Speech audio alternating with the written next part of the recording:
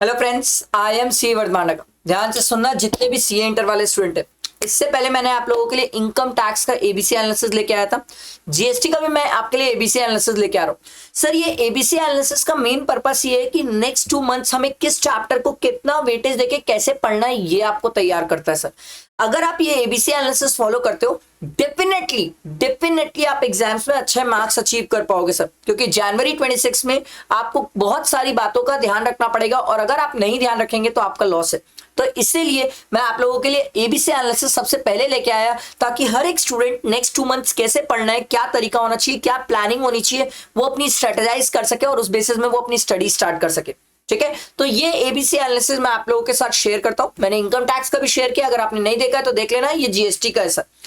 GST में category A में मैंने ये चैप्टर्स को डाला है और कैटेगरी बी में मैंने ये चैप्टर्स को डाला है। अगर आप इतना ही प्रिपेयर कर लेते हो, मैं आपको बोल रहा हूं इतना ही प्रिपेयर कर लेते हो, तो सर आपका जीएसटी में 80% ऑफ द सिलेबस कवर हो जाएगा सर।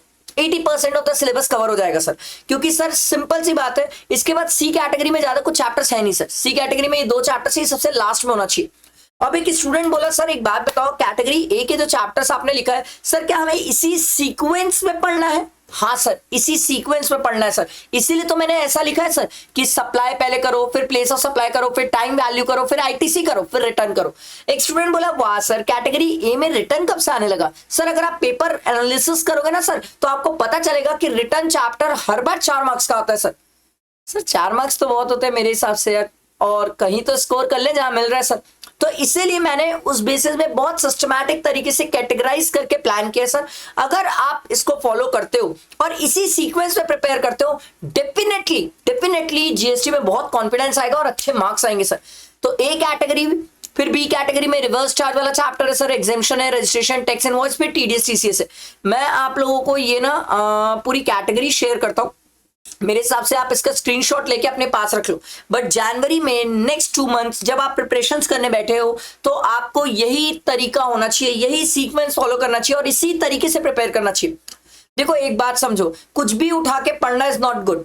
आप कुछ भी उठा के पढ़ते रहोगे, उससे रिजल्ट्स नहीं आएगा। अगर सिस्टमैटिक तरीके से कैटेगराइजेशन करके सही तरीके से सही अप्रोच से पढ़ोगे तो मार्क्स अच्छे आएंगे। And many students knows that कि GST is quite scoring part. अब अगर जीएसटी में हम स्कोर नहीं करेंगे तो फिर कहां स्कोर करेंगे, आप मेरे को ये बताओ। तो सर इसमें बहुत सही तरीके से स्ट्रैटेजाइज करके प्लान करके पढ़ना जरूरी है सर। एंड जिसकी सही प्लानिंग और सही स्ट्रैटेजी रहती है, सही कैटेगरी में डिवाइड करके वो चैप्टर्स पढ़ता है, उससे बहुत कॉन्फिडेंस आता है सर। आप इन चैप्टर्स को पढ़ो, प्रिपेयर करो, प्रैक्टिस बैच से प्रैक्टिस करो और फिर टेस्ट दो सर। ये चीजें अगर आप करते हो, मैं आपको डेफिनेटली एश्योर कर सकता हूं कि you will get a great confidence. मजा आ जाएगा, आपको लगेगा हाँ यार मजा आया, क्या बेहतरीन कॉन्फिडेंस है, बहुत अच्छा लगा, बहुत अच्छे से कॉन्फिडेंस आया और सही तरीका था, सही अप्रोच थी सर, सही कैटेगरी में डिवाइड किए थे और इससे हमें लग रहा है सर कि हमें कॉन्फिडेंस भी है और एग्जाम अच्छे से जाएगा। तो ये मैंने आप लोगों के लिए डिवाइड करा है कैटेगरी ए बी सी। आप इसी सीक्वेंस में चैप्टर पढ़ो, इसी सीक्वेंस में प्रिपरेशंस करो।